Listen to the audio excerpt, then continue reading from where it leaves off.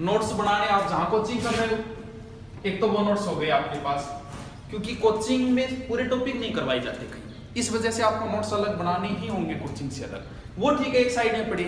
आप खुद के नोट्स बनाओ सभी टॉपिकों के जो जो आपके सिलेबस में लगते हैं। सफलता के लिए सबसे पहली बात, आपका जो भी सिलेबस है वो आपके सामने होना चाहिए, हमेशा आपके सामने चिपकाया हुआ होना चाहिए सिलेबस।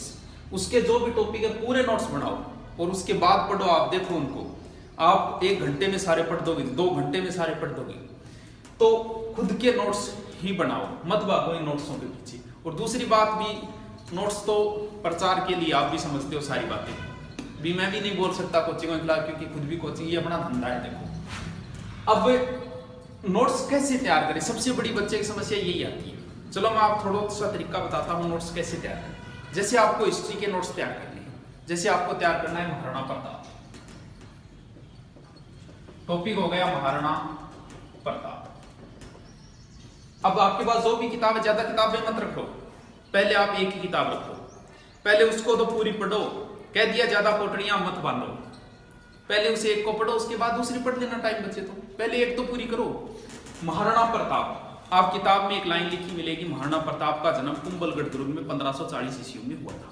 ऐसे नहीं लिखना आपको, क्योंकि कई बच्चे क्या करते हैं, नोट्स बनाते हैं ना, जैसे किताब वैसे का वैसे लिख देते, फिर नोट्स कहां हुए। आपको लिखना है महाराणा प्रताप का जन्म कुंभलगढ़ दुर्ग में 1540, ऐसे नहीं लिखना, आपको सिर्फ लिखना है जन्म कुंभलगढ़ दुर्ग 1540, 9 मई 1540। दूसरी लाइन होगी महाराणा प्रताप के पिता का नाम महाराणा उदय सिंह था। इतना नहीं लिखना है आपको, सिर्फ इतना ही लिखना है, पिता उदय सिंह। महाराणा प्रताप के पुत्र का नाम यह था, पुत्र लिख दिया अमर सिंह।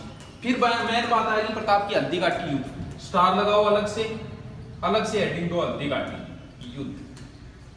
हल्दी घाटी का युद्ध इतने में हुआ था, वो डेट लिख दो आगे 1576। किस किस के बीच हुआ, सिर्फ इतना ही, अकबर वर्सेस, क्योंकि जैसे इसको अब आप पढ़ोगे ना, महाराणा प्रताप नाम साथ में पढ़ना है, महाराणा प्रताप का जन्म, महाराणा प्रताप के पिता का नाम, महाराणा प्रताप के पुत्र का नाम, ऐसे ही ज्योग्राफी के, ऐसे ही राजनीति के। अब जैसे ये आप यही कर दो, समानता का अधिकार अनुच्छेद 14 से 18 है, तो कहां जरूरत है लिखने की, ये समानता अधिकार अनुच्छेद 14। तो इनको नोट्स वही होते, बातें पूरी शॉर्ट। तो नोट्स खुद के नहीं तैयार करोगे तो ये मान लो, मैं क्या कहूं अब आपको, नोट्स तैयार करो, बस ये कह रहा हूं, खुद के नोट्स तैयार करो, सेल्फ नोट्स, ना वो किसी को देने हैं, कोई मतलब नहीं है, तैयार करो खुद ही, किसी को नहीं देने अपने नोट्स। योद्धा कभी अपने हथियार नहीं देता, वो आपके हथियार है, आपके पास है, ना आपको अपनी किताब किसी को देनी है, ना अपने नोट्स किसी को देने हैं, अपने पास रखो। आपने मेहनत की है, किसी को नौकरी लगना है तो मेहनत करनी पड़ेगी।